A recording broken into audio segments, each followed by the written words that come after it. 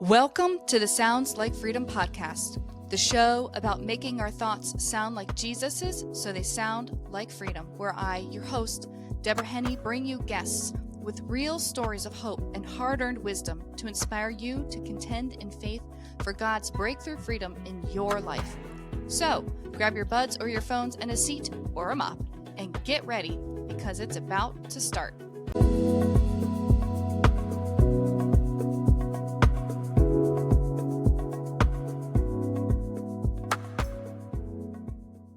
Welcome back to the Sounds Like Freedom podcast. I'm your host, Deborah Henne, and I'm here today with Chrissy LaGamba, who I went to grad school with way back in the day at the University of Pittsburgh. And she now is a wife and a boy mom to two amazing boys, and she is a medical speech pathologist in the Level 1 Trauma Center. She started reading the whole Bible for the first time last year and is this year again reading the Bible all the way through. Her faith has always been her anchor, and developing her kids' faith and supporting it has been one of her priorities. She loves to come up with new recipes, read. Ellen Hildebrand is her favorite author, and she loves to write. So she has her first published book out, which we will highlight at the end of the show, to help kids learn about Bible stories, how to pray, and it does include some faith affirmations. So welcome, Chrissy. Thank you so much, Debbie. It's so good to be here with you, and thank you for allowing me to spend some time with you today. Oh, I'm excited. I saw your book come too. out and I said, oh, this is so great. Because I remember being in grad school and we had a couple little faith type conversations, just sprinkling in a little bit, but we never really talked about faith and your faith journey. So I would love to hear about your faith journey. Yeah, thank you so much. I think everybody has their own sort of journey in life. I have friends who, if you ask them their faith journey, they may say that they so clearly hear God's voice all the time, and that is not me.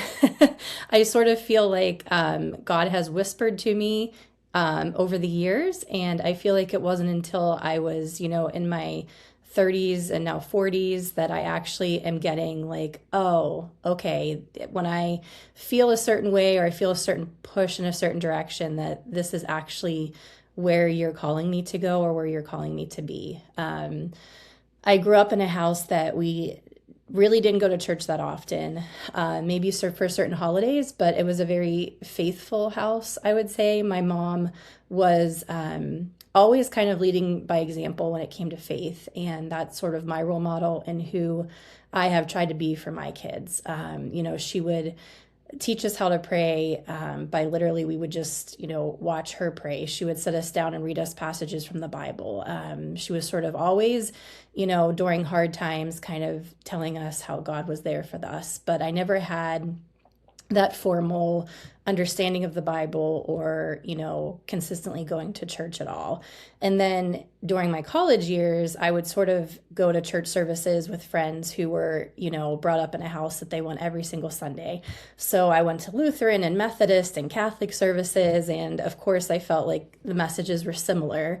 The traditions were very different. But I never really felt like I was somebody that could be looked at as a role model in her faith or had any very strong feelings about where I stood. I knew that God was in my life. I had, some challenges as a child that I knew God was with me for, but it wasn't really until I became a mom that I really could say I absolutely am a very firmly rooted faith person, that I have read the Bible, I understand God, and that he's after my heart and the kind of person that he is. And I feel like being a mother has sort of like deepened that journey for me.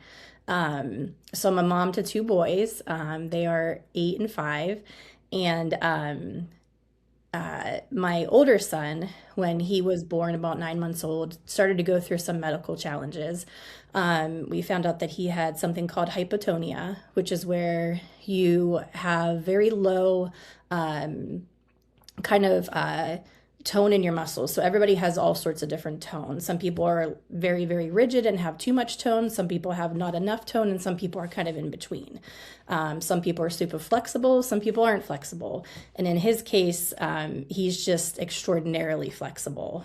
And that presented challenges in terms of his motor development. We weren't sure if he was going to walk. We weren't sure if he was going to talk. We didn't know what life would look like for him. And during that time, and again, as you said, Debbie, like I'm a reader and I love stories, and I always love a story, especially where I can be on chapter 17 and say, oh my gosh, I didn't know that was ever going to happen. Back in chapter 2, that was important. And I feel like that everybody could look at their life that way, right? Like God has been with you the whole time, and there have been things playing out that you had no idea where they were going to lead you. And I feel like being a writer and being a reader, I have seen that in my life. So as I said, with my son's challenges, he was going through frequent blood draws and genetic testing to see why he had hypotonia. He had physical therapy, occupational therapy, speech therapy, and very early on, we were set to have a pediatrician. We picked one. We didn't know. You're a new mom. You have no idea. You're like, I'll just pick a doctor close to me. And the doctor that came into the room to see Benny was so wonderful with him. Again, we had no idea at that time he had any challenges. And God spoke to me and just said, this is the doctor you need to choose for Benny. Well, fast forward 8 years, and that doctor has been the one to guide us through specialists with his expertise. I don't know how we would have navigated hypotonia at all without his help. So I could clearly see that that was something God had put in our path to help us. And, just another example of that is my son went to physical therapy and had an amazing early intervention PT at our house, and graduated from early intervention, moved on to outpatient PT, and went through a slew of aquatic therapies at different places in our area. And we were really struggling because the quality of the therapy was decreasing, but his needs were kind of increasing. And fast forward to today, Benny's early intervention PT, who was so wonderful, happened to open her own business 2 minutes from our house. We met her randomly at an ice cream shop, literally ran right into her. And she said, Benny, I can't believe you're so tall. Look at you. And happened to talk about her business. And now he's with her and he's thriving. And God put her in our path to help him. But during the time of his challenges is where my faith really grew. And, I read a quote, and it said that God's always working for your benefit. But sometimes the benefit is closeness to him. It's not your comfort. It's not your ease. And I would say, not knowing what my son's future looked like, of course, can cause any mom or dad anxiety. So God sent me a friend at work who was very faithful. And again, I hadn't grown up, in a house that we went to church every single day. I hadn't read the Bible. I'd read passages. But this woman at work, shared her faith with me, and she gave me the book, Jesus Calling. And every single day I'd read passages. And then at the bottom, they have Bible verses. And I'd be like, I think I want to know more about this. I'm going to read more about this Bible verse. And that was my first actually like getting in and understanding context of the Bible. And that made me feel a little bit better, going through my son's journey and things like that. So then God put it in my heart, you really should start going to church. And we had a church, we got married in a church. We didn't go regularly. And I tried out, traditional service and contemporary service. And I always thought I'm a traditional girl. And one day, I don't know what came over me. Of course, God did. And he said, go to contemporary service. And that is what I needed to connect in a way that I thought I could understand at the time. The songs, hymns really never spoke to my heart, but contemporary worship songs did. The message was the same, again, between the two, but just the environment. And then really specifically watching how he has pushed me in our church,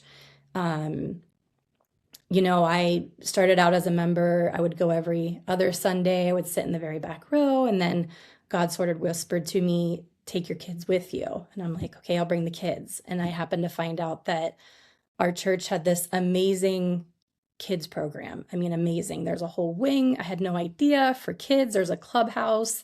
And I'm like, this is what I want. This is what I was shown when I was a kid is faith. And I want them to learn, all about God and have the foundation that I have. And then God called me to be a part of different teams and ministries at the church. And then before you knew it, I was asked to stand in front of the whole congregation, just me and another woman, and just be there to pray over people that came to me during service. And I had never prayed with another soul in my life aside from my children. And I was so scared. So I feel like there's been these threads. I like to think of them as these unexpected like provisions or these like veins of gold throughout my story where, things got really hard and God was there with me. He was right there with me by my side. Things I didn't expect to happen or to come about did for the benefit of growing my faith and growing my kids' faith. That's such a beautiful story. And I love how, um, sometimes we look for like the big dramatic, but God just met you in those simple, quiet ways, a little bit of a nudge, a little bit of a prompt and say, hey, how about this? Or, Exactly. hey, I'm going to put this person in your life. And I think sometimes we get caught up in this big dramatic encounter, you know, Yes. and we look for that. And there's some part of our human side that like craves that. But God more often, I find, shows up just like you said in your story, is a little bit here and a little bit there. And he meets you right where you're at. And then he's like, okay, one more step. I'm going to meet you here. Okay, one more step. And not Exactly. that he doesn't call us to big jumps. He, Hmm. but more often I find it's like a gentle calling, a gentle leading. And as you build in trust and you build your faith, then he'll take those bigger steps. Now he's like, hey, let's go take you up front and pray for people. Exactly. And if he had asked me to do that back when I was, maybe even 6 months into going to church, I wasn't equipped for that. And sprinkled in along the way, of course, the church would talk about their Bible in a year, and I would try to read along with them, but I'm a very sort of start to finish type gal. And so on my own, I sort of found a chronological Bible plan. Um, and I forgot to say during my journey, I found a support group for moms for kids that have hypotonia. And in that support group, God led me to a very, very good friend now, another mom who's lives in the same area as me, whose child has hypotonia, and she and I did the Bible plan together. And I found something that really spoke to me and had kind of recaps and references and things that I could understand. And in more understanding and increasing my understanding, I felt better equipped to answer my kids' questions and to also really start bringing God into our house, and what that looked like for us was, we pray at night together at bedtime, or even I just pray for them in something difficult.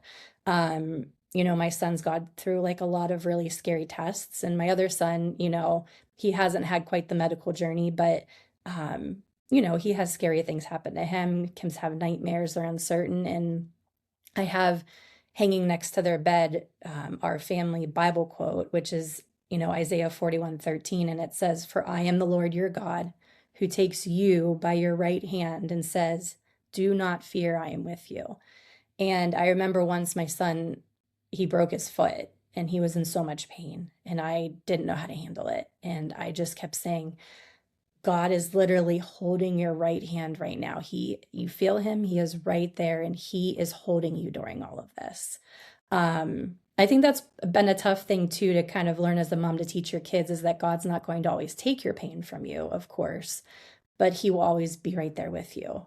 I miss my one son had a stomach bug a couple weeks ago, and he just said, "Mama, I just keep praying and God just keeps letting me have this stomach bug. He's just not taking it from me." And I said, "Well, remember, Oh, he's with you during it. He's literally holding you in his hands."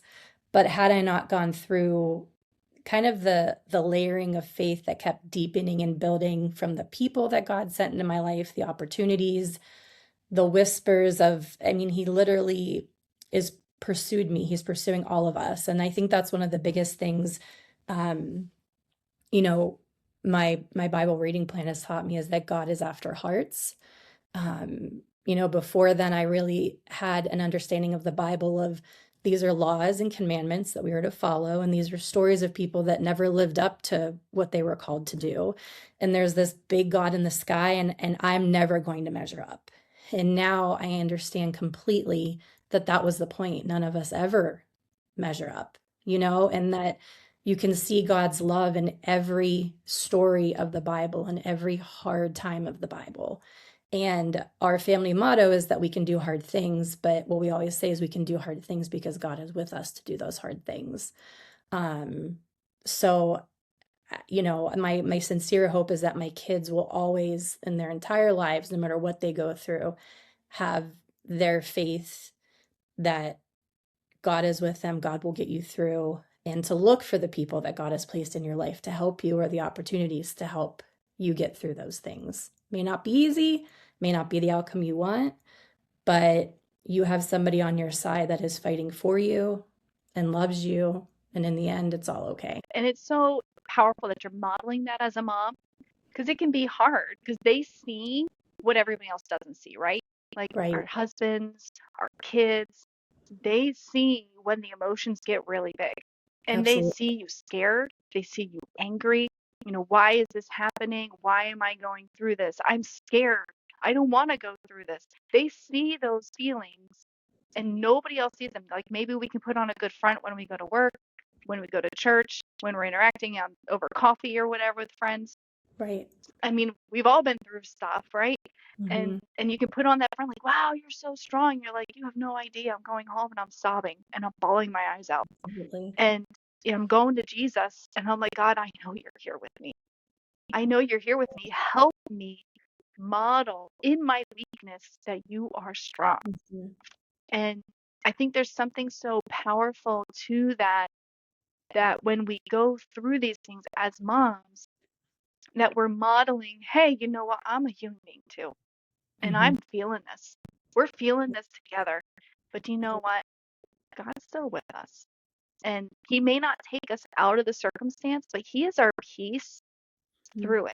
He is Mm-hmm. our strength through it. And if we can keep that in our minds, and we talk about making our thoughts sound like Jesus's, right?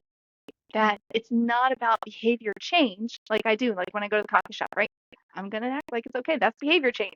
He's going after our hearts. He's going after that transformation that you actually can contend in peace, knowing that he is with you and he is for you.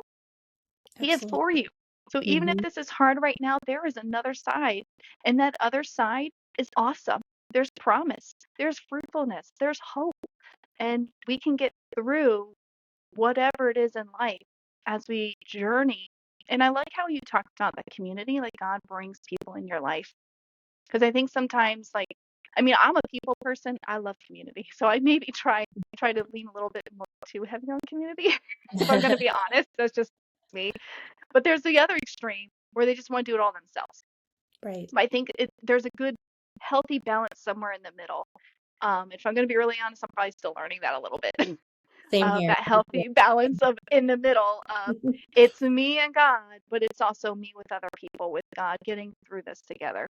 Right. And it's such a beautiful story of of people, of humanity. And you Mm-hmm. mentioned, going back into the Bible, going into those stories and just saying, you know what, they didn't have it figured out either. I mean, Exactly. you look at even like the greats, like Abraham, he didn't have it Mm-hmm. all figured out either. I mean, if we calculate his age and when he did certain things, you're like 100 years old. Like I'm 40. Exactly. So, so it's just a story of people and the story of God always going after that connection of people, always going after that transformation of people, always going after that restoration with people because he loves us. It's a story of Yeah. God's never ending love for us and that Right. power of that hope. that we can have as we trust in him.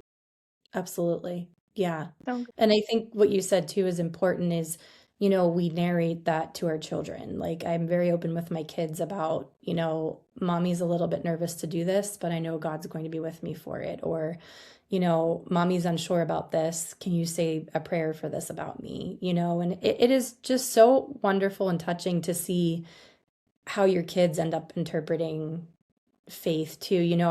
I think I was given this book when at one of their baby showers, and it was called I Prayed for You. And it's just a little tiny picture book. It's like a board book. And it's about a mama bear that prays for her son. And it narrates, when he goes to school, she prays for him. If he gets hurt, this is how I pray for him. And I will remember always that my youngest had been running and ran smack into a wall and was sobbing and he was hurt. And I scooped him up, and my older son said, Mama, pray for him. So I said, please God, watch over him and help hear his boo-boos and let him know we're here to comfort him. And, my older son just so confidently was like, well, that should do it. He's fine now, and then hearing my younger son at night on his monitor just talk to God about everything. He wishes that his friend would share with him at school today, and he wishes that God would, have given back his grandmother that was taken too early, or he wishes that God would let mommy be off work tomorrow. And just like, hearing them talk about God and their faith. And I remember another story of my older son had said, Mama, I know why God made me. And I said, wow, honey, that's great. He did make you for a purpose. Tell me what that purpose is. And he said, he just loves me so much. That's why he made me. And I'm like, that is the heart of it. That's exactly it. And, that's not a testament to me as a mom giving them faith. That's God pursuing them, and letting what either they heard me say or the church say or anything just sink into them for them to understand these things at such a complex level at such a young age. So it's amazing to see those things play out in your children of how God is pursuing them in their lives as well. amen. And faith like a child. What Yes, kept coming to mind, like that faith like a child, like they said it, mommy said it, church said it. Well, of course it's true. absolutely. So I'm just gonna have my behavior match what I'm believing is true because that's what the Bible said. That's what Right, the pastor said. That's what my mom right, said. And right. so we all need to get back to that that I completely simple agree. belief, faith like a Yeah, child. yeah, So speaking of children, you have a book out for I do. children. Can you Yes. tell us more about it? Sure. So this is another thing that God just pushed in the direction I didn't plan on. I'd always hoped to write a book. I never thought it would be a kid's book in any way. It's more of like a kid's workbook. So, my kids, being in a great church program, and I get to see like what things they work on and what things they bring home. I just really wanted a way to kind of reinforce that at home. Both my kids, they love to draw, they love to color, they love anything with like pencil and paper. And so it happened on a weekend. I literally just sat down and it was created. And I've never done anything like this before, which is why I know that it was something that God had me to create. But it's a workbook meant to be done with kids and their parents or their caregivers. There's even a certificate at the end the child, and the caregiver fill out together to say that, we spent time reflecting on God and we completed this together. But it meets kids kind of where their skills are at from like 3 to 6 years. So, there may be like pre-writing skills like tracing and sight words, but they're really faith-based. I have some daily affirmations in there for kids. I have a section where kids can color crosses while they're intentionally praying for a friend or a loved one. So you are praying out loud while you're actively doing the act of, coloring that cross. Or there's my kids love the story of David and Goliath. It's their very favorite story. So we have stories like that in there, and then opportunities for kids to draw, how God strengthened them or how they have overcome something when they felt tiny, but God gave them the strength to do something so big. So my kids have loved the book, and my sincere hope is that it can be a great resource for kids to start, in their faith and their faith journey with their parents and start building something that, is going to hopefully last them a lifetime and be the most important thing in their entire lives. That sounds so good and such a practical tool that people can use in their homes. They can do it together at the table. It's Yes, like a quiet table activity together and just open up conversation and pray exactly. together. So Yeah. good. And where can we find the book? You can find the book through Amazon, and it's called Bible Fun for Little Hearts. So if you just sort of search that title, it'll come right up there, but it's through Amazon. Awesome. And for those watching this on YouTube, I will have a QR code that links right to her book. So you can just scan that QR code and go check out her book, get it, and use it with kids, use it with grandkids and neighbors' kids. Give it as a gift, because it's a really good tool to use to open up those conversations, pray together, and just journey through faith with little ones who have that faith like a child that we all need. That we all need. Absolutely. Okay. So don't forget to swipe, tap, or click over to DeborahHenne.com. Follow me on social on the X, Instagram, or Facebook at Deborah Henne Author. And let's not forget to tune into our thoughts to make sure they sound like Jesus's, so they sound like freedom.